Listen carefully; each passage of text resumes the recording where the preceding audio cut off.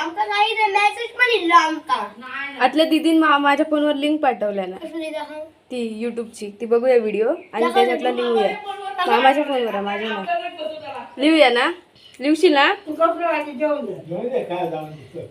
दाखव कसली. मामाच्या फोनवर आहे. मामा ह्याच्यावर वाटू सांग. मामाकडे माझा नंबर नाही नवीन नंबर आहे तू घे त्याच्यावर.